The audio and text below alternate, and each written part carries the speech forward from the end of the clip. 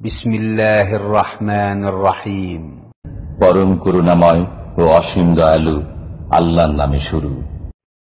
ومن أحسن قولا ممن دعا إلى الله وعمل صالحا وقال إنني من المسلمين.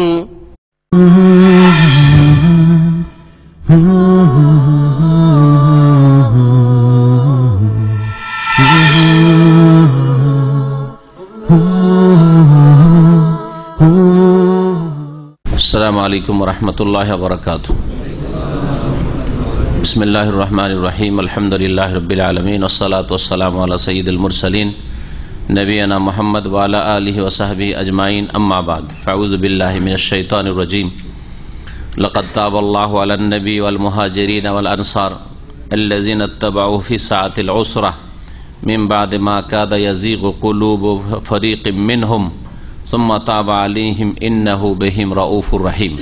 وعلى الثلاثة الذين خلفوا حتى إذا ضاقت عليهم الأرض بما رحبت وضاقت عليهم أنفسهم وظنوا أن لا ملجأ من الله إلا إليه ثم تاب عليهم ليتوبوا إن الله هو التواب الرحيم. আল্লাহ পাকের সমস্ত প্রশংসা যে আল্লাহ পাক রব্বুল আলামিন তওবার তৌফিক ও দান করেন সৎকর্মশীল বান্দাদেরকে, যারা ভালো চলতে চায়, ভালো হতে চায় তাদেরকে, আর আল্লাহ পাক তওবা তাদের কবুল করেন যখন তারা তওবা করে। সালাত এবং সালাম নাজিল হোক মুহাম্মদুর রাসূলুল্লাহ সাল্লাল্লাহু আলাইহি সাল্লামের উপর, যিনি দিনে 100 বার করে তওবা ইস্তেগফার পড়তেন, অথচ তার আগের পরের ভুলভ্রান্তি অগ্রিম মার্জনা করে দেওয়ার আল্লাহ পাক ঘোষণা করেছেন কোরআনে কারিমে। তারপরে বলতেন আস্তাগফিরুল্লাহ ওয়া আতুবু ইলাইহি। একই মজলিসে বহুবার আস্তাগফিরুল্লাহ ওয়া আতুবু ইলাইহি, আস্তাগফিরুল্লাহ আল্লাযী লা ইলাহা ইল্লা হুয়াল হাইয়ুল কাইয়্যুম ওয়া আতুবু ইলাইহি পড়তেন। আর রাসূলুল্লাহ সাল্লাল্লাহু আলাইহি ওয়াসাল্লাম আমাদের জন্য উত্তম আদর্শ। সুতরাং আমরা যারা সবসময় গুনাহের সাথে জড়িত, কিন্তু আমাদের ঈমানি চেতনা দুর্বল হওয়ার কারণে আমরা নিজের পাপের নিজেই টের পাই না।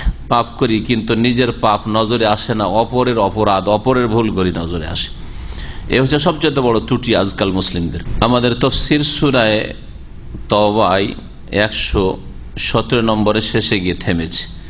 117 নম্বর আয়াত এবং 118 এই দুটো আয়াতে তাবুক যুদ্ধে যেসব সাহাবায়ে কেরামরা তারা আন্তরিক ছিলেন, তাদের মধ্যে কোনো নিফাক কপটতা ছিল না, তারপরেও তারা যাবজাসি করে পিছিয়ে থেকে গেছিলেন, যেতে পারেননি।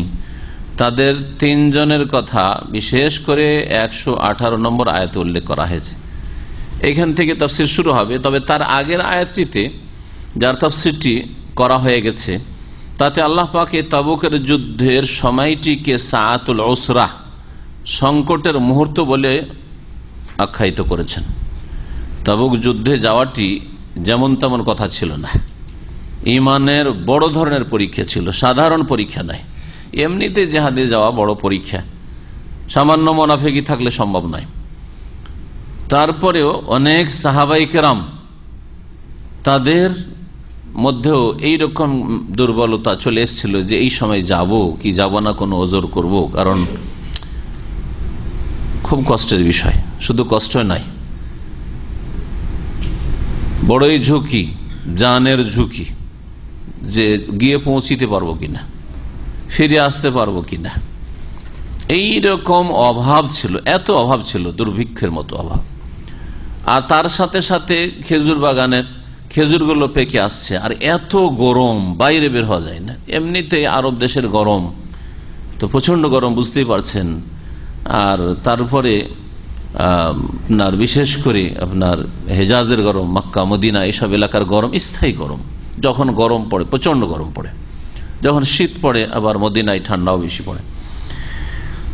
তো আল্লাহ পাক সংকটের মুহূর্ত বলেছেন কেন, এই বিষয়টি হাদিসগুলি না জানলে এই সম্পর্কে যে তখনকার পরিস্থিতিটা কি ছিল বুঝতে পারবেন না। ভাববেন যে হয়তো তারা আমাদের মতো মানুষ ছিলেন না। তাদের ইমানের সাথে আজকালকার যতই বড় নেক লোক হোক না কেন, কোনো সামান্যতম তুলনা চলে না। তারপরেও অনেকে দ্বিধাগ্রস্ত হয়ে পড়েছিলেন কি জন্য। প্রখ্যাত তাবি মুজাহিদ আর অন্যান্য অনেকে উল্লেখ করেছেন যে এই আয়াতটি তাবুক যুদ্ধ সম্পর্কে নাজিল হয়। ওয়াযালিকা আন্নাহুম খারাজু ইলাইহি ফি শিদ্দাতিন মিনাল আমর, বড়ই কঠিন অবস্থায় তাদেরকে বের হতে হয়েছিল। ফি সানাতিন মুজদিবাতিন ওয়া হাররিন শাদীদিন, দুর্ভিক্ষের বছর ছিল, অভাব, বাড়িতে কোনো খাবার ব্যবস্থা নেই, বাজারে কোনো কিছু যে পয়সা আছে কিনে খাবো তাও পাওয়া যায় না, আর প্রচন্ড গরমও ছিল। ওয়া উসরি মিনাজ যাদি ওয়াল মা, সফরে যাব সম্বলের অভাব, হ্যাঁ পাথেও নেই, পানিরও অভাব, পানিও পাওয়া যেত না, এই অবস্থা ছিল। কালা কাতাদা, প্রখ্যাত তাবেঈ কাতাদা বলছেন, খারাজু ইলা শাম আমা তাবুক ফি লাহবানিল হার, তাবুকের উদ্দেশ্যে, তাবুক শাম দেশের দিকে। আর এই যুদ্ধটি প্রথম আরব দেশের বাইরের শত্রুদের সাথে, রোমানদের সাথে, তাদের সম্পর্কে যখন জানতে পারেন নবী করিম সাল্লাল্লাহু আলাইহি ওয়াসাল্লাম যে তারা এগিয়ে আসছে, হরকত করছে মদিনার দিকে, আগে গিয়ে তাবুক 700 কিলোমিটার দূর মদিনা থেকে গিয়ে পৌঁছে গেলেন। আল্লাহ পাক এই কাফের খ্রিস্টানদের অন্তরে ভীতি সঞ্চার করলেন। আল্লাহ পাকের এই ভীতি সঞ্চার করাই তারা আর বেরিয়ে আসেনি শামদেশ থেকে। শামদেশ তাদের দখলে ছিল, রোমানদের দখলে ছিল তখনকার বৃহৎ শাম, বর্তমানে সিরিয়া, লেবানন, জর্ডন, তারপরে প্যালেস্টাইন, সবকে সামিল। সেখানে খ্রিস্টানদের রাজত্ব ছিল রোম সাম্রাজ্যের। তো তারা আর আসলো না, যুদ্ধ হয়নি, কিন্তু নবী করিম সাল্লাল্লাহু আলাইহি ওয়াসাল্লামের পক্ষ থেকে এমন হুকুম হয়েছিল, কারণ কোরআন কারীমের হুকুম যে কোনো অবস্থায় বেরিয়ে পড়ো, এই জন্য সকলের জন্য সাধারণ হুকুম, ফারজে আইন ছিল জিহাদে বেরিয়ে যা। প্রচন্ড গরমের দিনে তাবুক যুদ্ধে শাম দেশের উদ্দেশ্যে, আর তাবুক থেকে জর্ডানের বর্ডার খুব কাছে, কম কাছে। আলামা ইয়ালামুল্লাহ মিনাল জুহুদ, কত যে কষ্টের অবস্থা ছিল আল্লাহ ভালো জানেন। আসাবাহুম ফিহে জুহুদুন শাদীদ, বড়ই কষ্টের সম্মুখীন তারা হয়েছিলেন। হাত্তা লাকাদ যাকারা লানা আন্না রাজুলাইনি কানা ইয়াশুক্কানি তামারাতা বাইনাহুমা, খাদ্যের এত অভাব ছিল, জিহাদে বেরিয়ে গেছে। বলেন তো দিনে কয়বার করে খানা তারা পেতেন? একবার। তারা সাহাবীরা একবার পেতেন, একবার। আর একবার পেল তো একবার খানা, একবারও না। এমন কি প্রথম দিকে একটা একটা করে খেজুর খেয়ে শুধু পানি খেয়ে থাকো, তাও শেষ হয়ে গেল। এখানে সংক্ষেপ করে উল্লেখ করেছেন যে শেষখানে যখন দেখলো যে আর তো কিছু নেই, তো কমপক্ষে খেজুর বাঁচি, একটা খেজুরকে ভেঙে অর্ধাঅর্ধি করে, অর্ধেক তুমি খাও, অর্ধেক আমি খেয়ে পানিটা খাই, দিন পাত করি। আর এইরকম করে জিহাদের সফরে চিন্তা করেন কি অবস্থাটা ছিল, কত অভাব ছিল, চিন্তা করেন আপনি। এই সময় ইমানের যে কত বড় পরীক্ষা, দ্বিধাগ্রস্ত হওয়া স্বাভাবিক, যতই বড় পরেশগার হোক না কেন, যে এখন যাব না, কোনো একটু ওজোর করব, যে এত অভাবে কি করে যাব, তো একটু সচ্ছলতা আসুক, খেজুরগুলো একটু কেটে মেরে নিয়ে আসি, বাগান থেকে নিয়ে আসি, তারপরে যাব, কি করব। এই বিষয়টি আল্লাহ পাক আয়াতে উল্লেখ করেছে, মিম্বাদে মা কাদা ইয়াজিগ কুলুবু ফারিকিম মিনহুম, তাদের মুমিনদের সাহাবায়ে কেরামদের একটি দলের অন্তর বক্র হওয়ার, উপক্রম হওয়ার পরে তারা গিয়েছিল। আর এই তিনজন যে যেতে পারেননি, আল্লাহ পাক রব্বুল তাদের সকলের তওবা কবুল করেছেন। যাদের অন্তরে দ্বিধাদ্বন্দ্ব সৃষ্টি হয়েছে তাদের আল্লাহ তওবা কবুল করেছেন। আর যারা যেতে পারেনি তিনজন, তাদের তওবা 50 দিনের বয়কটের পরে কবুল হয়েছে। সেটাও সহিহ বুখারী হাদিসে রয়েছে। ইনশাআল্লাহ তাআলা হাদিসটি বয়ান করব তাফসীরটা শেষ করে নেওয়ার পরে, অন্য কোন বৈঠক আজকে নাই। বলছেন কানা ইয়াশুক্কানি তামারাতা বাইনাহুমা, দুইজনে একটা খেজুরকে ভেঙে খেতেন। ওয়া কানা আন-নাফারু ইয়াতাদাওয়ালুনা তামারাতা বাইনাহুম ইয়ামুসসুহা, আর কখনো কখনো একটা খেজুরকে কয়েকজন মিলে চুষতেন, যে কিছু নাকি চুষ, আঠিটা চুষে চুষে যতটুকু বেরোয়, আঠিটা চুষলে একটু কিছু জিভাতে রস আসবে কিছু, একটা খেজুরকে পালাক্রমে চুষতেন তারা। সুম্মা ইয়াশরাবু আলাইহা, তারপরে পানি খেয়ে নিতেন একটু। সুম্মা ইয়ামুসসুহা হাযা সুম্মা ইয়াশরাবু আলাইহা, আর একজন চুষতো, আরেকজন চুষে একটু পানি খেয়ে নিত। আল্লাহু আকবার। এই ছিল যুদ্ধের অবস্থা, যা কিছু তাবেঈনরা বয়ান করেছেন। সাহাবী স্বয়ং ওমর রাদিয়াল্লাহু তাআলা বয়ান করেছেন, এটা শুনে বলছেন, খারাজনা মা রাসূলিল্লাহ সাল্লাল্লাহু আলাইহি ওয়াসাল্লাম ইলা তাবুক ফি কাইদিন শাদীদিন, মানে হারিন শাদীদিন। আমরা রাসূলুল্লাহ সাল্লাল্লাহু আলাইহি ওয়াসাল্লামের সাথে তাবুক যুদ্ধে বেরিয়েছিলাম বড়ই প্রচন্ড গরমের দিনে। ফানাজালনা মানজিলান, এক জায়গায় আমরা অবতরণ করলাম। ফাআসাবানা আতাশুন, আর খুব পিপাসিত হইলাম। হাত্তা জানান্না আন্না রিকাবানা সাতানকাতু, এমন আশঙ্কা হইল যে এখন আমরা মারাই যাব পিপাসায়, পানি নেই, পিপাসায় মারাই যাব। ওয়াহাত্তা ইন্নার রাজুল লা ইয়াযহাবু ইয়ালতামিসুল মা, থাকতে পারেন না, পানি ছাড়া কি করে থাকবে। তখন ঠিক আছে দেখি আমি পানি তলাশ করতে, কেউ এদিকে গেল কই দিয়ে গেল, গিয়েছে পানি তলাশ করতে, গিয়ে আর ফিরে আসতে পারে, ওখানে মারা গেছে। আল্লাহ বলছে পানি তলাশ করতে যেত, ফালা এর যেও ফিরে আসতো না। যখন ফিরে এলো না লোকটা পানি তলাশ করতে গিয়ে, তো কি বুঝবেন, হাত্তা ইউজান্নু আন্না রাকাবাতাহু সাতানকাতি, তখন আমরা ধারণা করতাম যে ও মারাই গেছে, না হলে আর ফিরে আসলো না। ওয়াহাত্তা ইন্নার রাজুল লা ইয়ানহারু বাইরাহু, আরো শুনেন, মানুষ পেটের জ্বালাই করে নাকি আর পিপাসার তাড়নায় করে নাকি। সুবহানাল্লাহ। বলছেন যে পানি খেতে হবে, পানি নেই, পানি নেই, শরীর শুকিয়ে যাচ্ছে। তখন যে উটটা রয়েছে উটটাকে জবাই করে দিত, উটের পেটে পানি টানি কিছু আছে ওইটুকু খাওয়ার জন্য। আল্লাহু আকবার। বলছে যে লায়ানহারু বাইরাহু, উটটাকে জবাই করে দিত। ফায়াসিরু, তারপরে উটটাকে জবাই করে তার পেট থেকে নাড়ি থেকে কি করে চিপে চিপে নিংড়িয়ে পানি বের করতো। লায়াসিরু ফারাসাহু, ফারাস মানে হচ্ছে আপনার ওই পেটে যে দানাগুলো ঘাসগুলো থাকে, মানে গোবর হওয়ার আগে, জি, বা গোবরকে ফারাস বলা হয় দুটো। তো গোবরকে পর্যন্ত আমরা গরুর গোবর বলি, গরু মহিষের, উটের গোবর ধরেন, তো উটের গোবরকে ফারাস মানে গোবর, তারপরে পেটে যে ওই ঘাস আছে যেগুলো টুকরো টুকরে আছে চিবিয়ে, সেগুলোকে চিপে চিপে সে নিংড়িয়ে সেগুলো থেকে রস বের করতাম। ফায়াশরাবহু, আর সেগুলিকে পান করতো। ওয়াজ আলো মা বাকি আলা কাবেদিহি, আর কোন রকম করে জান বাঁচাবার চেষ্টা করত। ফাকাল আবু বকর সিদ্দিক, ইয়া রাসূলুল্লাহ ইন্নাল্লাহ কাদ আওয়াদাকা ফিদ দুআই খায়রান ফাদউ লানা। আবু বকর সিদ্দিক রাদিয়াল্লাহু তাআলা রাসূলুল্লাহ সাল্লাল্লাহু আলাইহি ওয়াসাল্লাম বললেন, যে ইয়া রাসূলুল্লাহ, আপনি তো আল্লাহ পাকের কাছে দোয়া করতে অভ্যস্ত, আর আল্লাহ আপনার দোয়া কবুলও করেন, আমাদের যেন দোয়া করেন। আর মানুষ বরদাস্ত করতে পারছে না, খিদা আর পিপাসা বরদাস্ত করতে পারছে না। ফাকাল তুহিব্বু যালিকা, তুমি কি দোয়া করা পছন্দ করো যে আমি দোয়া করব? কালা নাম, দোয়া করেন, আর বরদাস্ত হচ্ছে না সাথী সঙ্গীদের। ফারাফা ইয়াদাইহি, দুই হাত উঠালেন রাসূলুল্লাহ সাল্লাল্লাহু আলাইহি ওয়াসাল্লাম। ফালাম ইয়ারজিহু মা তাসালাতিস সামাউ, নবী সাল্লাল্লাহু আলাইহি ওয়াসাল্লামের হাত নামা হয়নি, তার আগেই আকাশ থেকে বৃষ্টি বর্ষণ শুরু হয়ে গেছে। ফাআহতালাত, বৃষ্টি পানি বহে গেল জমিনে। সুম্মা সাকানাত, তারপর বৃষ্টি থেমে গেল।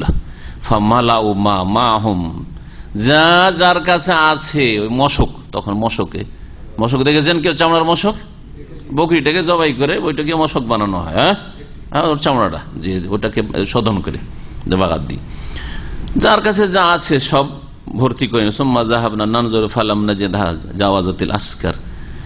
যাই হোক, এইটুকু বয়ান করলাম এই সম্পর্কে। এখন তাফসীরের দিকে ফিরে আসি।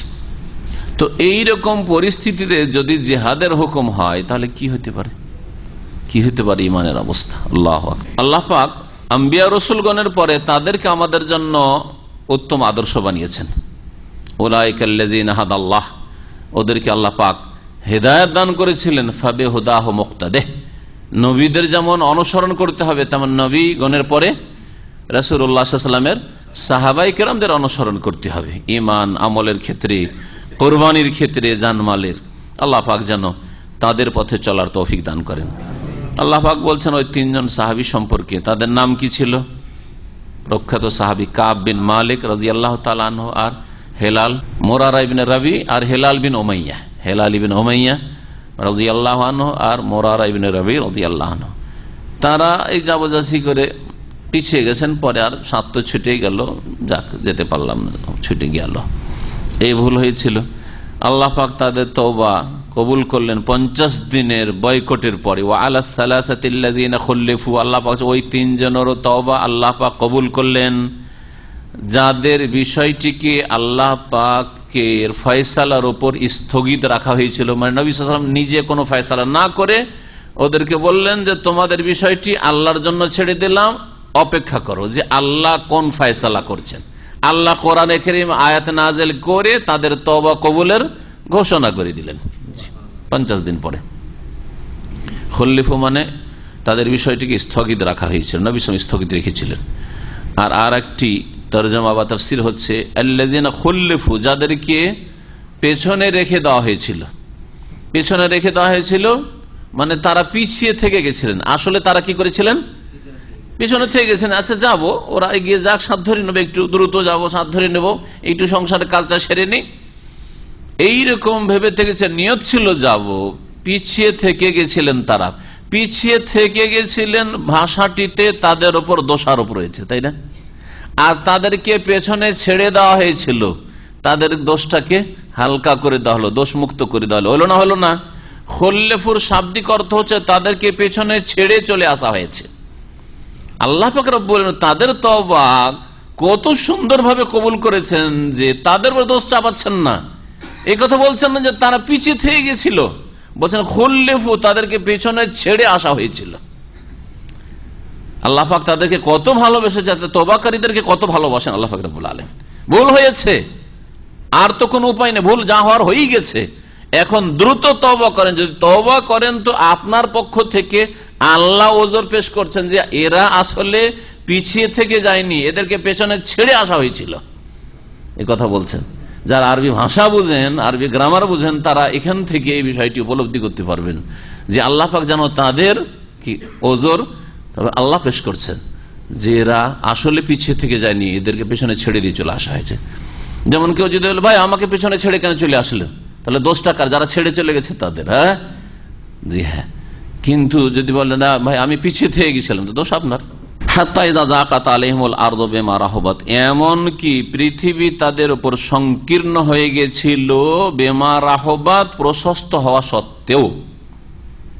বেমা রাহবাত এ মা মাসদারিয়া, আর বা হচ্ছে কারণ বর্ণনা করার জন্য, মানে বেরাহবেহা এই মা রাহবেহা, পৃথিবী এত প্রশস্ত আল্লাহর জমিন, তারপরও যেন তাদের জন্য আল্লাহর জমিন কি হয়ে গেছিল?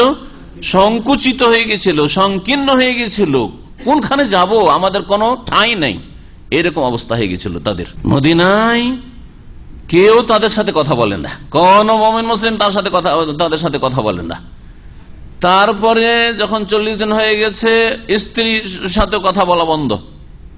স্ত্রীকেও বাবার বাড়ি পাঠিয়ে দিতে হইল, যাও তোমার সাথে রাসূলুল্লাহ সাল্লাল্লাহু আলাইহি ওয়াসাল্লাম তোমাকে কথা বলতে নিষেধ করেছেন, যে স্বামীর সাথে যেন কথা না বলে। এমন বয়কট করা হয়েছিল। তাহলে জমিন সংকুচিত হবে না? হবে না? জি হ্যাঁ, এইরকম পরিস্থিতি হয়েছিল। আল্লাহর হুকুমের অপেক্ষা যে এদের তওবা কবুল হবে না, এদের কোনো শাস্তি দিতে হবে। নবী সাল্লাল্লাহু আলাইহি ওয়াসাল্লাম আল্লাহ পাকের উপর ছেড়ে দিয়েছিলেন যে আল্লাহ পাক যে ফয়সালা করবে সেটাই তোমাদের ফয়সালা, আমি কিছু বলছি না তোমাদের। ওয়াযাকাত আলাইহিম আনফুসুহুম, এবং তাদের প্রাণ দুর্বিষহ হয়ে উঠেছিল, তাদের প্রাণ সংকীর্ণ হয়ে গেছিল, তাদের জীবনটা সংকীর্ণ হয়ে গেছিল, জমিনও সংকীর্ণ হয়ে গেছিল, এবং আর বাঁচবো না মনে হচ্ছে। কি করে বাঁচবো? মরুভূমিতে একা যদি ফেলে দেওয়া হয়, একা ফেলে দেওয়া হয়, অনেকে চাকরি করতে আসে আর উটের সাথে, উটের পাল না হয় বকরির পাল আছে, একজন একাই আছে, এইরকম লোকের সাথে সাক্ষাৎ হলে বুঝতে পারবেন যে কি অবস্থা ওদের হয়, মানসিক অবস্থা পাগলের মতো হয়ে যায়। কোন একবার এইরকম কয়েকশো কিলোমিটার ভিতরে কোনো মানুষজন আশেপাশে নেই, কোনো মানে নয় যে 1-2 কিলোমিটারের কোনো লোকজন আছে, একটু দেখা সাক্ষাৎ হচ্ছে, কেমন আছে, ভালো হচ্ছে, কথাবার্তা হচ্ছে, কোনো মানুষ নেই সেখানে, একজন বকরির পালের সাথে। তো ইসলামের দাওয়াত দিতে কোনো এককালে অনেকদিন আগে, 20 বছর আগে, ওখানে এক সৌদি নিয়ে চলে গেছে, পৌঁছে গেছি। তো সুবহানাল্লাহ, এমনি রোড রাস্তা থেকে 100 কিলোমিটার ভিতরে যেতে হবে, এরকম উঁচা নিচে এরকম রাস্তা। যাই হোক, প্রথম ওখানে গিয়ে তো খুব কাঁদলো ওই লোকটি, যত মন ভরে কাঁদতে হয়, মানুষ দেখতে পেয়ে যে কি খুশিতে কাঁদলো। আর তার যে অতীতে যে কষ্ট কেটেছে একা থাকাই, এর খুব কাঁদলো। তো মানুষের জন্য জমিন সংকীর্ণ হয়ে যায় এইরকম অবস্থাগুলিতে। তো নবী করিম সাল্লাল্লাহু আলাইহি ওয়াসাল্লামের এই 3 সাহাবীর অবস্থা এরকম হয়েছিল।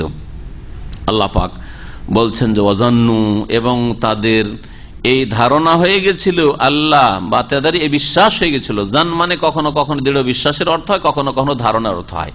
তো এখানে বিশ্বাসের অর্থে নিতে হবে। ওয়াজান্নু, এবং তাদের বিশ্বাস হয়ে গেছিল, অর্থাৎ তারা নিশ্চিত হয়ে যেতে পেরেছিলেন আল্লাহ মালজা মিনাল্লাহ ইল্লা ইলাইহি, যে আশ্রয়স্থল নেই কোথাও আল্লাহর আযাব থেকে রক্ষার জন্য একমাত্র তার ছাড়া।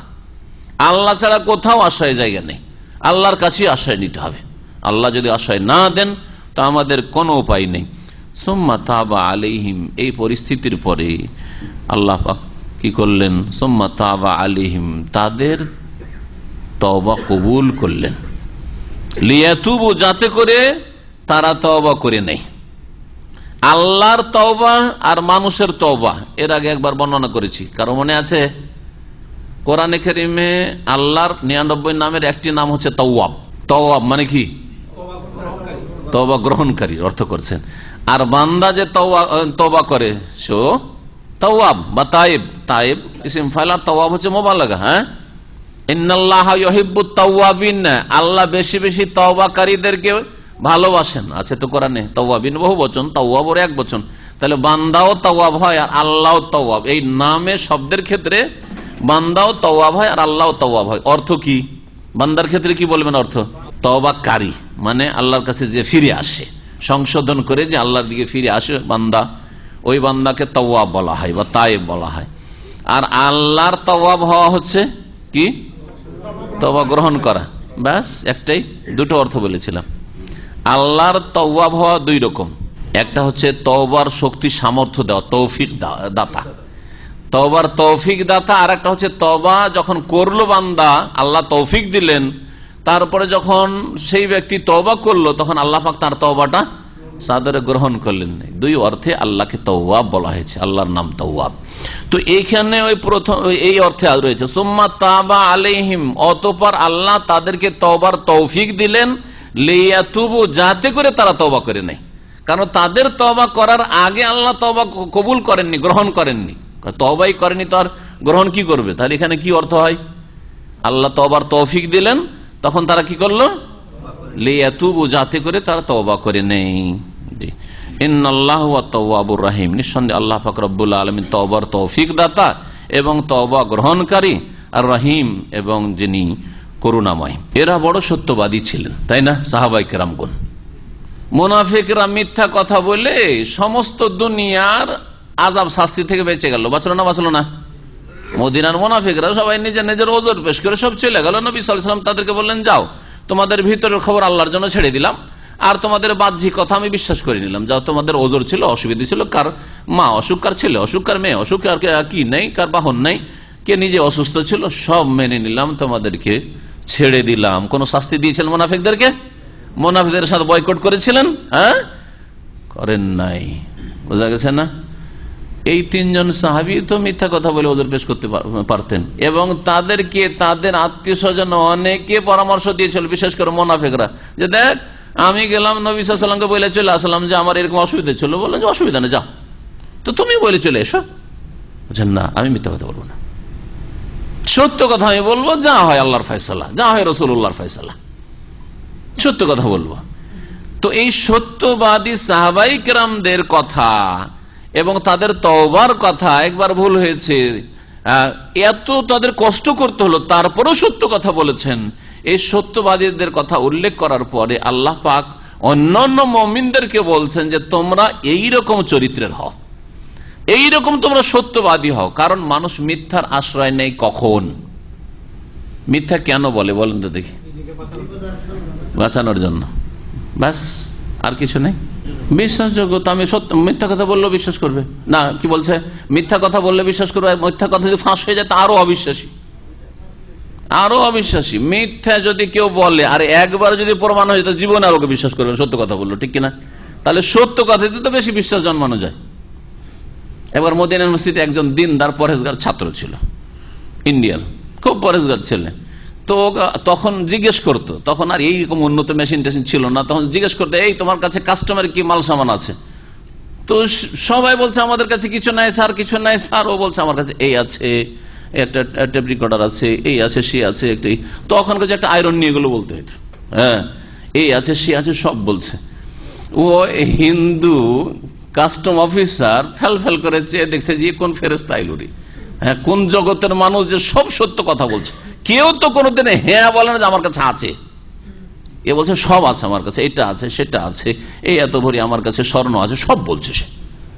আশ্চর্য। তাহলে এর ওপর বিশ্বাস বেশি জন্মবে কি জন্মবে না? স্বাভাবিক। তাহলে সত্য কথা বললি তো এই দিক দিয়ে ফায়দা রয়েছে। তো বিশ্বাস জন্মানোর উদ্দেশ্য হয় না। দুটো উদ্দেশ্যে মানুষ মিথ্যা কথা বলে, একটা অনিষ্ট থেকে বাঁচার জন্য অথবা কোনো লাভ হাসিলের জন্য। যখন মনে করে যে এখানে যদি সত্য কথা বলি তো এই লাভটা ছুটে যাবে, হ্যাঁ, এই স্বার্থটা হাসিল হবে না, তখন মিথ্যা কথা বলে। আর না হইলে কোন ক্ষেত্রে, যদি আমি এখন সত্য কথা বলি তো আমার ক্ষয়ক্ষতি হয়ে যাবে, হ্যাঁ, আর্থিক হোক, শারীরিক হোক, আর চাকরির হোক, আর অন্য কিছুরই হোক, ক্ষয়ক্ষতি হয়ে যাবে। সেই জন্য মিথ্যার আশয় নেই। দুনিয়ার স্বার্থ, তাহলে দুনিয়ার স্বার্থ, তাহলে মিথ্যা বলে দুনিয়ার স্বার্থে, দুনিয়ার লাভ হাসিলের জন্য, বরং অধিকাংশ ক্ষেত্রে অবৈধ লাভ। আরে আপনি ডিউটি করেননি, বলছে ডিউটিতে আছি, বাসায় বসে আছেন, কোথায় আছে? ডিউটিতে আছে। যদি বলেন আপনার মালিক যখন টেলিফোন করছেন, গাড়ি নিয়ে ঘুরছেন, গাড়ি নিয়ে বন্ধুকে এয়ারপোর্ট পৌঁছাতে গেছেন, হ্যাঁ, আর আপনার ম্যানেজার টেলিফোন করেছে যে ওই নান্তা তুমি কোথায়? বলছে আনাফি সকল, আমি ডিউটিতে আছি। কেন? কার সত্য কথা বললে কি হবে? ক্ষতি হয়ে যাবে। ক্ষতি থেকে বাঁচার জন্য, ক্ষতি থেকে বাঁচার জন্য অথবা লাভ হাসিলের জন্য। লাভ হাসিলের জন্য 50 টাকার জিনিস কিনে বিল বানাচ্ছেন 80 টাকার বা 100 টাকার। কেন? ওই আর 50 টাকা লাভ করার জন্য, লাভ হাসিলের জন্য। এখানে ক্ষতি থেকে বাঁচা নাই, আপনার ক্ষতি করবেন না, কিন্তু আপনি বিল বানাইতে বলছেন তেল ভরতে গিয়ে পেট্রোল পাম্পে হোক, অথবা হোটেলে গিয়ে, বা কোনো কিছু পারচেজিং করতে গিয়ে ইত্যাদির ক্ষেত্রে যারা পারচেজিং ডিপার্টমেন্ট থাকে এরা তো এই সব হারাম ঢালাহারে খেয়ে যাচ্ছে, আজকাল ঢালাহারে খেয়ে যাচ্ছে। হ্যাঁ, কেনে এক রেট, বিল বানায় আর এক রেটের। কিসের জন্য? এই দুনিয়ার লাভ হাসিলের জন্য, মিথ্যার আশয় নেই। তো আল্লাহ পাক রব্বুল আলামিন বলছেন যে সাহাবায়ে কেরামগণ যেমন সত্যবাদী ছিলেন, ওই রকম তোমরাও সত্যবাদী হও, তাদের সঙ্গী হও, মানে তাদের চরিত্র তোমাদের মধ্যে পয়দা করো, ওই রকম তোমরা চরিত্রবান হও। ইয়া আইয়ুহাল্লাযীনা আমানু, হে মুমিনগণ, ইত্তাকুল্লাহ, তোমরা আল্লাহকে ভয় করো, মানুষকে ভয় করিও না। মানুষের ভয়, মিথ্যা কথা বলবে, কি করবে না করবে, ক্ষতি করে দিবে, হ্যাঁ, মানুষের ভয় মিথ্যা কথা বলিও না। ইত্তাকুল্লাহ, আল্লাহকে ভয় করো। ওয়া কুনু মা'আস সাদিকিন, এবং তোমরা হয়ে যাও সত্যবাদীদের সাথে। হয়ে যাও কার সাথে? সত্যবাদীদের সাথে। আর আলোচনা চলছে কাদের? এমন মুখলেস সাহাবায়ে কেরাম, তারা সামান্য একটু মিথ্যা কথা বললে নবী সাল্লাল্লাহু আলাইহি ওয়াসাল্লাম তাদেরকে মুনাফিকদের যেমন ছেড়ে দিয়েছিলেন তেমন তাদেরকেও ছেড়ে দিতেন। তারপরেও 50 দিন বিবির থেকে আলাদা, নবীও কথা বলছে না, কোন সাহাবীও কথা বলছে না, কেউ কথা বলছে না, মদিনায় ঘুরছে তো, সুবহানাল্লাহ। তারপরেও মিথ্যা কথা বললেন না। ওই রকম সত্যবাদী হও, কুনু মা'আস সাদিকিন, সত্যবাদী সাহাবায়ে কেরামদের সাথে হয়ে যাও। আর তাদের সাথে হওয়া মানে শুধু সত্য কথা বলাই নয়, বরং দিনের ক্ষেত্রে, আকীদার ক্ষেত্রে, ইবাদত বন্দেগী তাদের তরিকার ইবাদত করো, আজকালকার তরিকার ইবাদত করি না। নবী সাল্লাল্লাহু আলাইহি ওয়াসাল্লাম সাহাবীদের মতো আমল করো, সাহাবীদের মতো নামাজ পড়ো, সাহাবীদের মতো ইবাদত বন্দি করো, সাহাবীদের মতো আমল আখলাক, সাহাবীদের মতো লেনদেন, ব্যবসা বাণিজ্য, আখলাক আচরণ ইত্যাদি, জীবনের প্রতিটি ক্ষেত্রে তাদের মতো আকীদা। সাহাবায়ে কেরামদের যুগে কার মাজার ছিল বলেন? কার মাজার ছিল? কোন পীরের মাজার ছিল? আরো মাজারে ওরস লাগতো বলেন? সাহাবায়ে কেরামদের যুগে নবী সাল্লাল্লাহু আলাইহি সাল্লামের মিলাদ, ঈদে মিলাদুন নবী হইতো, ওইটা কখন হইতো? কোন হাদিসে আছে যে হইতো বলেন দেখি? তাহলে কোন মা'আস সাদিকিন, এই সাদিকিন সাহাবায়ে কেরাম, তাদের সাথে আকীদাতে হয়ে যাও, আল্লাহর তাওহীদ কায়েম করাতে হয়ে যাও, নবীর অনুসরণে সুন্নতের পাবন হওয়াতে হয়ে যাও, ইবাদত বন্দেগীর তরিকাতে হয়ে যাও, কোয়ালিটিতে হয়ে যাও, এবং আখলাক চরিত্রে হয়ে যাও। কোন মা'আস সাদিকিন, এই আয়াতকে পীরেরা কিসের দলিল হিসেবে পেশ করেছে জানেন? পীর ধারার অকাট্য দলিল। হ্যাঁ, অকাট্য দলিল বয়ান করতে গিয়ে কোরআনের আয়াত পেশ করছে যে আল্লাহ বলছেন, হে মুমিন সকল, তোমরা আল্লাহকে ভয় করার সত্যবাদীদের সাথে হয়ে যাও। আর বলছে সত্যবাদী হচ্ছে আমরা পীরেরা, সুতরাং পীরের মুরিদ হয়ে যাও। বুঝছেন না? আর এই কোরআনের অপব্যাখ্যা, কোরআনের অর্থের বিকৃতি, তাহরিফ, ইহুদি নাসারাদের মতো। ইহুদি নাসারারা শব্দেরও বিকৃতি ঘটিয়েছে আর অর্থেরও বিকৃতি ঘটিয়েছে। আর এরা কোরআনে কারিমের শব্দের বাক্যের বিকৃতি ঘটাতে পারেনি, কারণ আল্লাহ পাকের জামানো যেহেতু নিয়ে নিয়েছেন, কিন্তু অর্থের বিকৃতি ঘটিয়ে ইহুদি নাসারাদের চরিত্র অবলম্বন করেছে। সাদেকিন মানে এই পীরেরা যারা জোহদ আর তাকওয়ার কথা বলে, জোহদ তাকওয়া যাদের ছিল সালাফে সালেহিন, তারা খেয়ে দিয়ে সন্ধ্যার পরে কিছুই বাড়িতে রাখতেন না। যা খাওয়া দাওয়া হইলো বাকিটা দান খায়রাত, আজকে শেষ করো, কালকে সকালের কথা কালকে সকালে চিন্তা করব। আর আজকে সবচেয়ে বড় ধনী আজকাল ভারত বাংলাদেশে কারা? ধর্মের নামে যারা ব্যবসা করছে তাদের মধ্যে সবচেয়ে বড় ধনী হচ্ছে পীরেরা। অনেক এমপি মিনিস্টার পারবে না পয়সায় ধন দৌলত এদেরকে, এদের যা আই ইনকাম। কারণ এমপি মিনিস্টার 5 বছর আছে, তারপরে হয়তো ধাক্কা দিয়ে ওদেরকে নামিয়ে দিল, কিন্তু এদেরকে তো পীরতন্ত্রের গদি থেকে নামাইতে কেউ পারে না। এদের তার 5 বছরের মধ্যে এদের গদি সীমিত নয়, এদের গদিতে বসে গেছে, চলছে, ব্যবসা চলছে। এরা সাদেকিন না কাজেবিন? আল্লাহ কাজেবিন। এরা জোহদের নামে আর তাকওয়ার নামে আর রুহানিয়াতের নামে, আধ্যাত্মিকতার নামে, আর ইবাদত বন্দেগী আর রিয়াজতের নামে, আর আল্লাহকে পাওয়ার নামে মানুষের ধন সম্পদ লুটে খাচ্ছে। ইন্না কাসীরা মিনাল আহবারি ওয়ার রুহবান লা ইয়াকুলুনা তামা লা ইয়াকুলুনা আমওয়ালান নাস বিল বাতিল ওয়া ইয়াসুদ্দুনা আন সাবিলিল্লাহ। আল্লাহ পাক বলেন ইন্না কাসীরা মিনাল আহবার, অনেক ইহুদিদের ধর্মগুরুরা, পণ্ডিতরা ছিল, আছে, আর ওর রহবান এবং খ্রিস্টানদের অনেক ধর্মগুরুরা রয়েছে যারা কি করে, লায়াকুলুনা আমওয়ালান নাস, মানুষের ধন সম্পদকে তারা ভক্ষণ করে বাতিল পন্থায়। এই আয়াত কি, এই সূরা তওবারই আয়াত এটি, এই আয়াত কি এই পীরদের উপর ফিট হয় না? যে মানুষের ধন সম্পদ লুটে খাওয়ার একটি ব্যবসা হচ্ছে পীর মুরিদির ব্যবসা।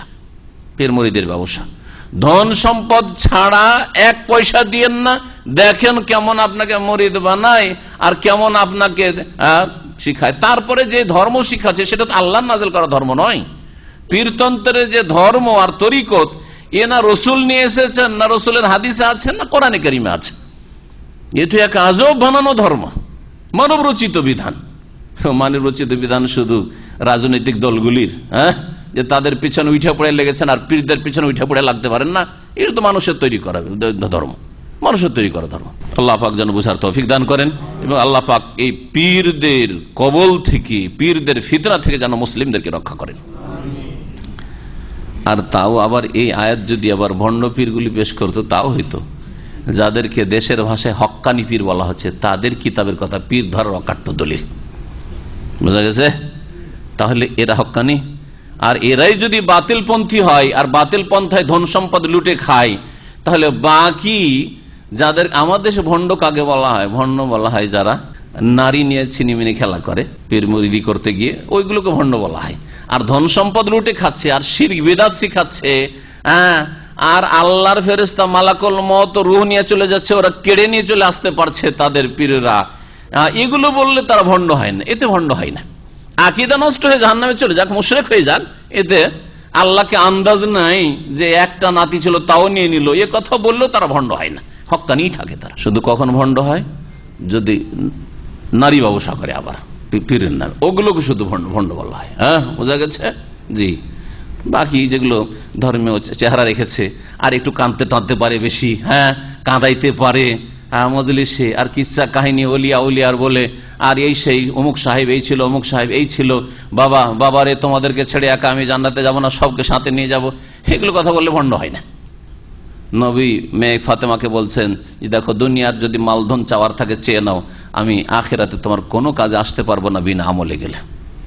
বিনা আমলে গেলে তোমারও কোনো কাজে আসতে পারো না। আমলিকু লাকা মিনাল্লাহি শাইআ, আল্লাহর আযাব থেকে রক্ষা করার ক্ষেত্রে আমি মালিক নই। রাসূলুল্লাহ সাল্লাল্লাহু আলাইহি ওয়াসাল্লাম মেয়েকে বলছেন, আরে বলছে বাবারে তোমরাকে একাই ছেড়ে যাবো না হাসরের মাঠে। জি। আর আমাদের যে বড় বড় গৌস কুতুবরা রয়েছেন, আর মক্কি সাহেব রয়েছেন, আর গাঙ্গোহী সাহেব রয়েছেন, বড় বড় জাহাজ নিয়ে হাসরের মাঠে এসে হাজির হয়ে যাবেন। আছে না নেই তাদের কিতাবে? পড়ে দেখেন আছে কিনা। ওয়াজেও বলছে, ওয়াজেও আছে, জি, কিতাবে আছে। এরা ভণ্ড নয়, এরা হক্কানি। আল্লাহ পাক যেন বোঝার তৌফিক দান করেন। তারপর আল্লাহ পাক বলছেন, মা কানা লি আহলিল মাদিনাতি ওয়া মান হাওলাহুম মিনাল আ'রাবি আন ইয়াতাখাল্লাফা রাসূলুল্লাহি ওয়া লা ইয়ারগাবু বিআনফুসিহিম আন নাফসিহি যালিকা বিআন্নাহুম লা ইউসিবুহুম যামাউন ওয়া লা নাসাবুন ওয়া লা মাখমাসাতুন ফি সাবিলিল্লাহ ওয়া লা ইয়াতাউনা মাউতান ইয়াগীদুল কুফফার ওয়া লা ইয়ানালুনা মিন আদুওয়িন নাইলান ইল্লা কুতিবা লাহুম বিহি আমালুন সালিহ ইন্নাল্লাহা লা ইউযি আজরাল মুহসিনিন। আল্লাহ পাক বলছেন যে মদিনায় যারা রয়েছে আর মদিনার আশেপাশে যারা রয়েছে এদের জন্য রাসূলুল্লাহ সাল্লাল্লাহু আলাইহি ওয়াসাল্লামের জীবদ্দশায় বিশেষ করে রাসূলুল্লাহ সাল্লাল্লাহু আলাইহি ওয়াসাল্লামের সাথে জিহাদে যাওয়া ফরজ, তাদের পিছিয়ে থাকা মোটেই চলবে না। মা কানা লি আহলিল মাদিনাতে মদিনাবাসীদের জন্য উচিত নয়, ওমান হাওলাহুম মিনাল আরাব আর যারা মদিনার চারপাশে মদিনাবাসীদের চারপাশে রয়েছে মিনাল আরাব বেদুইন মরুবাসী, তাদের জন্য উচিত নয় যে আইয়া তাখাল্লাফা রাসূলুল্লাহ যে তারা রাসূলুল্লাহ সাল্লাল্লাহু আলাইহি ওয়াসাল্লাম থেকে পেছনে থেকে যাবে, নবী সাল্লাল্লাহু আলাইহি ওয়াসাল্লামকে পাঠিয়ে দেবে, তিনি জিহাদে যাবেন আর ওরা থেকে যাবে যে আমরা যাচ্ছি অথবা আমরা গেলাম না, আপনি যান কিছু লোককে নিয়ে, এইরকম করা চলবে না। ওয়ালা ইয়ারগাবু বিআনফুসিহিম আন নাফসিহি আর তারা যেন নিজেদের প্রাণের ক্ষেত্রে নবী সাল্লাল্লাহু আলাইহি ওয়াসাল্লামের প্রাণ চাইতে অধিক আগ্রহী না হয়। কি অর্থ? শাব্দিক অর্থ করলে রাগেবা ইয়ারগাবু, রাগেবা ফি মানে আগ্রহী হওয়া, অর্থাৎ নিজের জান বাঁচানোটা 1 নম্বরে আর নবীর জানের ব্যাপারটি 2 নম্বরে, এইরকম যেন না হয়। নবীকে 1 নম্বরে রাখতে হবে, নবীর হেফাজতকে 1 নম্বরে রাখতে হবে, তারপরে নিজের জান, আমার জান যাক কিন্তু নবী করিম সাল্লাল্লাহু আলাইহি ওয়াসাল্লাম যাতে করে সহি সালামতে থাকেন। আল্লাহ কোরআনে কারীমে এই হুকুম দিচ্ছেন, ওয়ালা ইয়ারগাবু বিআনফুসিহিম আন নাফসিহি আর তারা যেন নিজেদের প্রাণকে ভালো না বাসে। এখন ভাব অর্থ করলাম, নিজের জানের আগ্রহী হওয়া মানে নিজের প্রাণকে না ভালোবাসে, আন নাফসিহি নবী করিম সাল্লাল্লাহু আলাইহি ওয়াসাল্লামের প্রাণের চাইতে বেশি। আর এতে আল্লাহ পাক রব্বুল আলামিন তাদের জন্য মহা পুরস্কার রেখেছেন, সেই পুরস্কারগুলি আল্লাহ পাক উল্লেখ করছেন। জেহাদে গেলে শুধু জেহাদের ময়দানেই নেকি নয়, যখন বাড়ি থেকে বেরোয় তখন থেকে নেকি শুরু, যেখানে থাকুন না কেন, যে অবস্থায় থাকুন না কেন, যাওয়ার পথে ফেরার পথে ঘুমালেও যে কোনো অবস্থায়। আল্লাহ পাক তাই বলছেন যে যালিকা এটা এই জন্য যে এই জিহাদে এত ফজিলত রয়েছে, বিআন্নাহুম লা ইউসিবুহুম যামাউন তাদেরকে যদি কোনো পিপাসা স্পর্শ করে, অর্থাৎ তারা যদি পিপাসিত হয়, ওয়ালা নাসাবুন অথবা ক্লান্তি স্পর্শ করে, ওয়ালা মাখমাসাতুন অথবা ক্ষুধা, মাখমাসাতুন মানে হচ্ছে জো ক্ষুধা, ক্ষুধা স্পর্শ করে, ফি সাবিলিল্লাহ আল্লাহর রাস্তায় গিয়ে অর্থাৎ জিহাদে গিয়ে, ওয়ালা ইয়াতাউনা মাউতিআন ইয়াগীদুল কুফফার আর তারা যদি এমন কোন জায়গায় পদক্ষেপ করে মানে পদার্পণ করে, পা রাখে, ইয়াতাও মানে হচ্ছে এর মানে হচ্ছে কোন জায়গাতে পা রাখা, কোন জায়গায় পা রাখা। তো এই জন্য পদক্ষেপ বললাম যে ওয়ালা ইয়াতাউনা মাউতিআন তারা কোন পদক্ষেপ করে এমন, ইয়াগীদুল কুফফার যা কাফেরদের ক্রোধকে বাড়িয়ে দেয় বা কাফেরদেরকে রাগান্বিত করে। তাহলে এমন কোন পদক্ষেপ রয়েছে যে পদক্ষেপ করলে কাফের রাগান্বিত হয়? বলেন, ওজিফার কিতাব বাড়িতে বসে বসে পড়লে, জিহাদ ফি সাবিলিল্লাহ করলে, জিহাদ ফি সাবিলিল্লাহ যদি একটু বেরিয়ে যান তো কাফের জ্বলে উঠবে। ইয়াগীদুল কুফফার ওয়ালা ইয়ানালুনা মিন আদুওয়িন নাইলান আর তারা যদি শত্রু পক্ষ থেকে কোনো কিছু অর্জন করতে পারে, নালা ইয়ানিল মানে হাসিল করা, শত্রু পক্ষ থেকে কোনো ধন সম্পদ গনিমত যদি হাসিল করতে পারে তাতেও নেকি রয়েছে। ইল্লা কুতিবা লাহুম বিহি আমালুন সালিহ, এতগুলি নেক আমলের কথা। নেক আমল একটা কি? পিপাসিত থাকা, এটাও নেকির কাজ। যদি আল্লাহর রাস্তায় বেরিয়ে পিপাসা লাগে নেকির কাজ, ক্লান্ত হয়ে যান নেকির কাজ, ক্ষুধা লাগে নেকির কাজ, এমন জায়গায় আপনি কদম রাখলেন যে যেখানে কদম রাখলে যেখানে পদক্ষেপ করলে কাফের জ্বলে উঠে, কাফের গায়ের জ্বালা হয়, সব নেকির কাজ। ইল্লা কুতিবা লাহুম বিহি আমালুন সালিহ, এগুলির বিনিময়ে তাদের জন্য লিখা হবে নেক আমল, সৎ আমল, নেক আমল আমল নামে লিখা হবে। ইন্নাল্লাহ, কারণ আল্লাহ পাক রব্বুল আলামিন সৎকর্মশীলদের প্রতিদানকে বিনষ্ট করেন না। সৎকর্মশীল যারা, তাদের আল্লাহ উত্তম প্রতিদান দেন, তাদের কোনো বদলা নষ্ট হয় না। ওয়ালা ইউনফিকুন, আরো আল্লাহ পাক বলছেন ওয়ালা ইউনফিকুনা নাফাকাতান সাগীরাতান ওয়ালা কাবীরা, আর যদি তারা খরচ করে, ব্যয় করে, ছোট ব্যয় অথবা বড় ব্যয়, অল্প 1-2 টাকা যদি খরচ করে, ওয়ালা কাবীরাতান অথবা বড় ধরনের ব্যয় করে আল্লাহর রাস্তায়, ওয়ালা ইয়াখতাউনা ওয়াদিয়ান, আর যদি কোনো উপত্যকা অতিক্রম করে।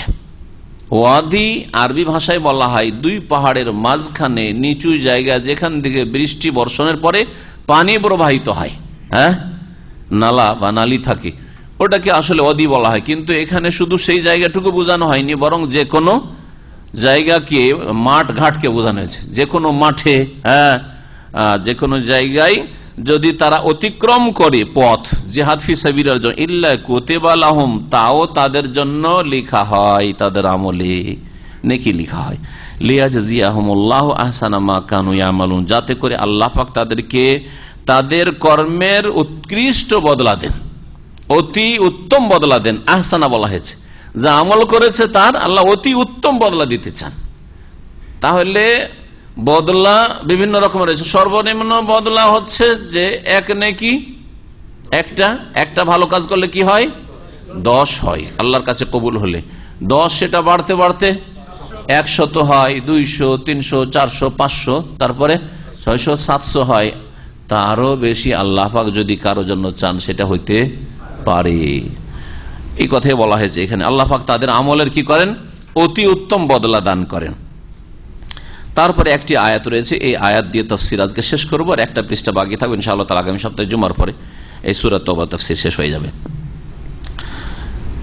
আল্লাহ পাক বলেন, ওমা কানাল মুমিনুনা ইয়ানফিরু কাফা ফালাউলা নাফারা মিন কুল্লি ফিরকাতিন মিনহুম তায়ফা লিয়াতাফাক্কাহু ফিদ-দীন ওয়া লিইউনযিরু কওমাহুম ইযা রাজাউ ইলাইহিম লাআল্লাহুম ইয়াহযারুন। এই আয়াতটি দ্বীন শিক্ষা সম্পর্কে, কিন্তু জিহাদের বিষয়ের সাথেই সংশ্লিষ্ট বর্ণিত হয়েছে, তাই না, তার পাশে বর্ণিত হয়েছে। সেই জন্য এই আয়াতের তাফসিরে 2টি মত রয়েছে, 2টি তাফসির, 2 রকমের তাফসির করা হয়েছে। আগে তরজমা করি, না হলে তাফসির বলে তো লাভ নেই। আগে তরজমা করি, তাহলে তখন বুঝবেন যে দুটো তাফসির 2 দিকে যাচ্ছে।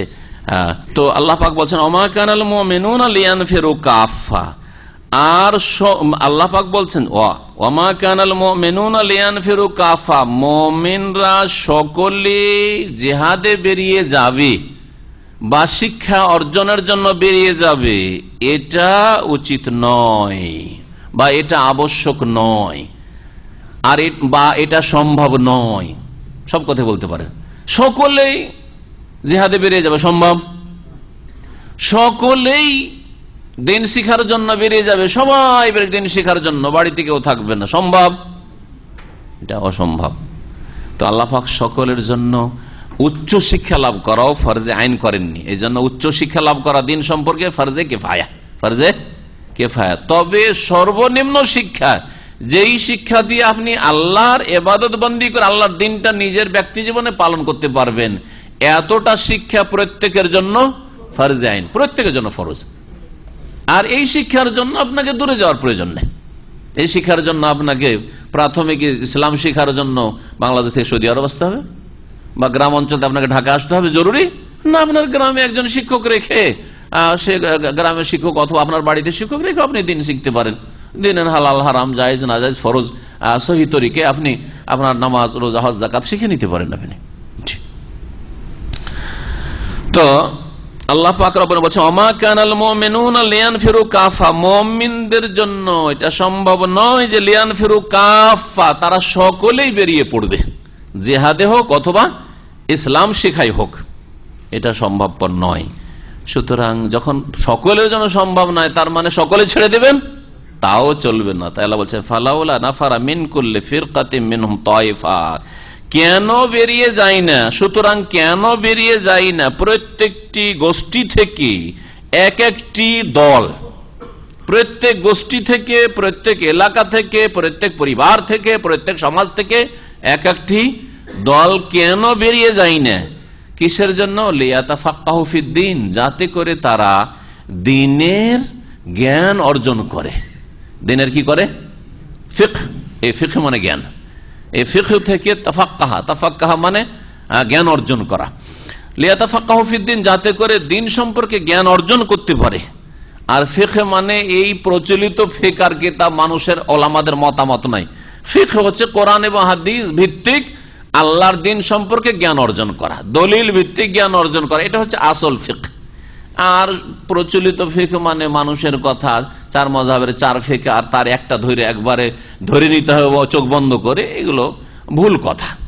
কারণ যদি 4টাই যদি ঠিক হতো তো 4টা দিন তো আল্লাহ নাজিল করে, দিন তো আল্লাহ একটা নাজিল করেছে, একটি দিন আল্লাহ দিন ইসলাম নাজিল করেছেন। সুতরাং বোঝা গেল যে প্রচলিত যে ফিকহের কিতাবগুলি রয়েছে আরবি ভাষায় অথবা অন্য কোনো ভাষায় থাক, সেগুলিতে সব কথাই যে কোরআন এবং হাদিস সম্মত তা নয়। সেগুলিতে লেখক অথবা সেই ফাকিহ, সেই আলেম তার ব্যক্তিগত মতামত পেশ করে, যতটা তিনি কোরআন এবং হাদিস থেকে বুঝেছেন পেশ করেছেন, তাতে তিনি ঠিকও লিখেছেন, আবার ভুলও হতে পারে। দিন হচ্ছে একটি, সত্য হচ্ছে একটি। যেমন 1 1 2 হয়, 3 হয় না, আর 5 হয় না, 4 হয় না। হয় কেউ যদি বলে 1 1 2 হয় আর 3 হয়, চলবে? হ্যাঁ, তো না 3 হয় না, তো যদি 1 1 4 হয় চলবে? ওটাও চলবে না। তাহলে হক হচ্ছে একটি, ভুল অনেক হইতে পারে। কেউ বলছে 1 1 3, কেউ বলছে 1 1 4, 1 1 6, ভুল মেলা হইতে পারে, কিন্তু হক হচ্ছে একটি। এই মৌলিক বিষয়টি যুক্তি ভালো করে মনে রাখবেন। আল হাক্কু লা ইয়াতাআদ্দাদু, সত্য একাধিক হয় না, সত্য হচ্ছে একটি। মিথ্যা কথা মেলা রকম হইতে পারে, একজন এইরকম মিথ্যা বললো, আর একজন এইরকম মিথ্যা কথা বললো, একটা ঘটনা সম্পর্কে মেলা রকম মিথ্যা রটনা হইতে পারে, কিন্তু ঘটনা সত্য একটা। দিন ইসলাম ওই রকম একটি দিন রয়েছে, সত্য। ওখানে পৌঁছার জন্য আপ্রাণ চেষ্টা করতে হবে এবং আল্লাহর কাছে দোয়া করতে হবে। ওইটা হচ্ছে সিরাতে মুস্তাকিম। আল্লাহ সরল পথ থাকো, সোজা পথ দেখাও। আল্লাহর কাছে দোয়া করে, আল্লাহ পাক আপনাকে অসহায় ছেড়ে দেবেন না। তরজমা শেষ করি। আল্লাহ পাক কি বলছেন, যে দিনের জ্ঞান অর্জন করার জন্য প্রত্যেক গোষ্ঠী থেকে এক একটি ক্ষুদ্র দল কেন বেরিয়ে যায় না, আর দিনের জ্ঞান অর্জন করার পরে কি করতে হবে? আল্লাহ বলছেন ওয়ালিয়ুনজিরু কওমাহুম ইযা রাজাউ ইলাইহিম, আর তারা যেন নিজ জাতিকে সতর্ক সাবধান করে তাদের কাছে ফিরে আসার পরে, তাদের কাছে ফিরে এসে যেন সতর্ক সাবধান করে। কারণ অন্যরা যারা যায় না তাদেরকে জানাবে, অন্যদেরকে দাওয়াত দিবে, অন্যদেরকে তালিম দিবে, শিক্ষা দিবে, সতর্ক সাবধান করবে আল্লাহ পাকের অসন্তুষ্টির কথা কাজ থেকে। লাআল্লাহুম ইয়াযারুন, যাতে করে তারা সতর্ক সাবধান হতে পারে। কারণ জানবে তাহলে তো সতর্ক সাবধান হবে। আরে ভাই, জানতাম না যেটা হারাম, আজকে জানলাম ছেড়ে দিলাম। জানতাম না যেটা নাজায়েজ, জানবে তাহলে তো নাজায়েজকে ছেড়ে দেবে। জানতাম না যে ফরজ, এই জন্য তো অবহেলা করতাম। হ্যাঁ, এর সাথে 17 রাকাত নামাজ পড়ে অজ্ঞতার কারণে। বেচারা জানে না যে আমার জন্য 4 রাকাত ফরজ, 2 রাকাত সুন্নাত আর 1 রাকাত বেতুর, বা 7 রাকাত যথেষ্ট।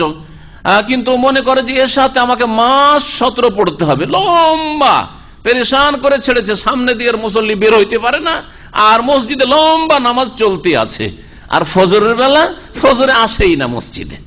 জেহালত, অজ্ঞতা, আসলে মূর্খতা ছাড়া কিছুই নয়। ও যদি দিন জানতো তাহলে জানতো যে আমাকে 5 ওয়াক্তে 17 পুরা করে দিতে হবে, এটা বাধ্যতামূলক, না হলে মুসলিমই থাকবো না। ফজরে গিয়ে 2 রাকাত নামাজ না পড়ি যদি, আর এর সাথে 17 কেন 700 পড়লেও আমি নাজাত পাবো না। এটা হচ্ছে ইসলাম। আর আমাদের দেশে ভুল ইসলাম হচ্ছে যে এর সাথে গিয়ে 17 পড়া, ফজরে পারো আর নাই পারো। বুঝা গেছে? ফরজের অত গুরুত্ব নেই যত সুন্নতের গুরুত্ব। এটা কথা বললে অনেকে ভাবলেন যে হয়তো আমি বানিয়ে বলছি। রমজান মাসের তারাবির বেশি গুরুত্ব আমাদের দেশের মানুষের কাছে, না ফরজ নামাজের গুরুত্ব বেশি? কোনদিন কেউ জিজ্ঞাসা করেছে মাসলা যে আমি আজকে ফজর নামাজটা পড়তে পারি তো আমার রোজা হবে কিনা? এই মাসলা কেউ জিজ্ঞেস করেনি, কিন্তু জিজ্ঞেস করে অহরহ আমাদেরকে মাসলা জিজ্ঞেস করে। হ্যাঁ, কি জিজ্ঞেস করে? যে আজকে তারাবিটা পড়তে পারিনি তো শেখ আজকে রোজাটা হবে কিনা? তাহলে কি বোঝা গেল? তার কাছে তারাবির গুরুত্ব ফরজ নামাজ চাইতে বেশি। এটা কি জেহালত, অজ্ঞতা নয়? এই অজ্ঞতা দূর করা ফরজ নয়? লিয়াতাফাক্কাহু ফিদ্দীন, দিন সম্পর্কে জ্ঞান অর্জন করা ফরজ। অজ্ঞতার মধ্যে থেকে জাহান্নামে চলে যেতে হবে। এদিকে ফজর ছেড়ে বসে আছে, আর এদিকে 17 এর সাথে পড়ছে। 17 এশার 17 নাজাত দিতে পারলো না, কিন্তু একজন লোক সারা দিনে 17 পড়েছে ফজর সহ, সেজন্য সে নাজাত পেয়ে গেল আল্লাহ পাকের কাছে। তো এই ছিল আয়াত। এখন এই আয়াতে জিহাদের সাথে সম্পর্ক আছে না এটি একেবারে ভিন্ন শিক্ষার সাথে শুধু সম্পর্ক? একদল বলছেন যে জিহাদের সাথে সম্পর্ক নেই। তাই আল্লাহ পাক জানে এতদূর পর্যন্ত জিহাদের কথা বলে তারপরে বলছেন যে সকল মানুষের শিক্ষা লাভের জন্য, উচ্চ শিক্ষার জন্য আলেমে দিন হবে, বড় আলেম হয়ে আসবে, স্কলার হয়ে আসবে, এটা সম্ভব নয়, অসম্ভব। কেউ ডাক্তার হবে, কেউ ইঞ্জিনিয়ার হবে, কেউ চাষি হবে, কেউ বিজনেস করবে, কেউ আর কিছু করবে, হ্যাঁ, কেউ টেকনিশিয়ান হবে, কেউ কিছু হইতে পারবে না, ওর যোগ্যতাই নেই, ধরে রাখতেই পারে না, তো সবাই কি করবে আলেমে দিন হবে? সম্ভবই না, হ্যাঁ, এটা সাধ্যের বাইরে। সুতরাং আল্লাহ বলছেন যখন সকলের জন্য সম্ভব নয়, একটি দল প্রত্যেক গোষ্ঠী থেকে বেরিয়ে যেতে হবে দিনের জ্ঞান অর্জন করার জন্য। আর দিনের জ্ঞান অর্জন করে আসো, আর স্বজাতির কাছে ফিরে আসো, আর ফিরে আসার পরে তাদেরকে দিনের দাওয়াত দাও। সুতরাং বাংলা ভাষী লোক আসলো উচ্চশিক্ষা লাভের জন্য, আর এসে একটা ন্যাশনালিটি পেয়ে গেল, আর পেয়ে থেকে গেল এটা মসজিদের ইমামতিতে আলেমে দিন হওয়ার পরে নিজের জাতিকে কিছু উপকৃত করলো না, এই দায়িত্ব তাহলে পালন করলো না যে দায়িত্ব আল্লাহ দিচ্ছেন। নিজের জাতিকে কি করতে হবে?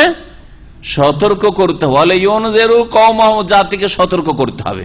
আর দেশে করেন বিদেশে করেন, এর মানে এই নয় যে আপনাকে আপনার গ্রামে যেতে হবে, এটাও ফরজ নয়। যদি আপনার গ্রামে প্রয়োজন থাকে আর ওখানে গিয়ে ভালোভাবে কাজ করতে পারে তো গ্রামেই যাবেন আপনি। যদি মনে করেন যে আমি গ্রামের বাড়িতে থাকলে ওখানে নিজেই কোনটা আছে, আমি নিজেই ভালো ইমানের উপরে আমলের উপরে থাকতে পারবো না, শিক্ষার ইলমের চর্চা করতে পারবো না, তাহলে আপনি ঢাকা শহরে থাকতে পারেন নাকি? আপনি কি গ্রাম থেকে আপনি রাজশাহী শহরে অন্য কোনো শহরে আসতে পারেন নাকি? অবশ্যই আসতে পারেন। এর মানে এই না যে আপনাকে ওই গ্রামে ফিরে যেতে হবে, কিন্তু জাতির কাছে, ভাষাভাষীর কাছে ফিরে যেতে হবে। কারণ আল্লাহ প্রত্যেক নবীকে ওই জাতির ভাষাভাষী করেছেন, আল্লাহ কোরআনে কারিমে বলেছেন। সুতরাং আপনি যেই ভাষা জানেন সেই ভাষাভাষীর কাছে ফিরে যাবেন, কোরআন এবং হাদিস শিখে গিয়ে তাদেরকে সতর্ক সাবধান করবেন, যাতে করে তারা সতর্ক সাবধান হইতে পারে, তাদের চোখ খুলে। না হলে ধর্ম মনে করেই তো শিরিক করছে, কবর মাজার পূজা কেন করছে? জনসাধারণ আল্লাহর সাথে মহব্বত করে কবর পূজা করছে, কিন্তু আল্লাহকে পাবে? কোশ্চিন কালেও পাবে না। হ্যাঁ, জনসাধারণ যে মিলাদের বিদাত, আর শবে বরাতের বিদাত, আর শবে মেরাজের বিদাত, আর 40 বিদাত, আর বাপ মা মারা গেছে কোরআন খানি করে লাখ লাখ টাকা খরচ করার বিদাত, আর বাপ মায়ের ওই নামাজের কাফফারার বিদাত, আর উমরি কাজার বিদাত, এত যে বিদাত করছে কিসের জন্য? আল্লাহকে পাওয়ার জন্য, আল্লাহকে রাজি করার জন্য। কিন্তু আল্লাহ কি রাজি হবেন বিদাতের ওপর? কখনো রাজি হবেন না। যে নবীর তরিকা বাদ দিয়ে তুমি মন গড়া তরিকা দিয়ে এসছো, এই রাস্তা দিয়ে সেটা আমাকে পাবে না, জান্নাত পাবে না। তো নিয়ত সৎ থাকলেই যে পরিত্রাণ পেয়ে যাবে, যে নিয়ত সৎ থাকার সাথে সাথে পথটাও ঠিক থাকতে হবে। পথটা হইতে হবে রাসূলুল্লাহ সাল্লাল্লাহু আলাইহি ওয়াসাল্লামের। নিয়ত সৎ মানে আল্লাহর জন্য করছি, কিন্তু আরেকটা শর্ত ইবাদত কবুল হওয়ার জন্য, সেটা হচ্ছে রসুলের তরিকায় করছি। এই দুই শর্ত ছাড়া ইবাদত কবুল হয় না। আপনার নিয়ত সৎ আছে আল্লাহকে পাবো, ভালো কথা, আমি আল্লাহ ছাড়া কিছু, কিন্তু আপনি শিরকের মাধ্যমে আল্লাহকে পাবেন, ওই মাজারে গিয়ে ওই বাবাকে ডেকে আর অলিকে ডেকে আল্লাহকে পাবেন, কি করে পাবেন? আপনি শিরক করে তো আল্লাহকে পাওয়া যায় না। তাওহীদ প্রতিষ্ঠা করে, আল্লাহর একত্ব প্রতিষ্ঠা করে আল্লাহকে পাওয়া যেতে পারে। তারপর নবীর তরিকা বাদ দিয়ে বিদআত করে আপনি আল্লাহকে পাবেন? কখনো পাবেন না। আপনি নবীর শাফাত পাবেন, নবীর তরিকায় চললেন না, মুরব্বীদের তরিকায় চললেন, আর ওই পীরদের তরিকায় চললেন না, বলছেন নবীর শাফাত পাবো, হাউজে কসারের পানি পাবো, কি করে পাবেন? পাবেন না। তো তাহলে একটি তাফসীর যে এর সম্পর্ক দিনের শিক্ষার সাথে, জিহাদের সাথে কোনো সম্পর্ক নেই, তাই না?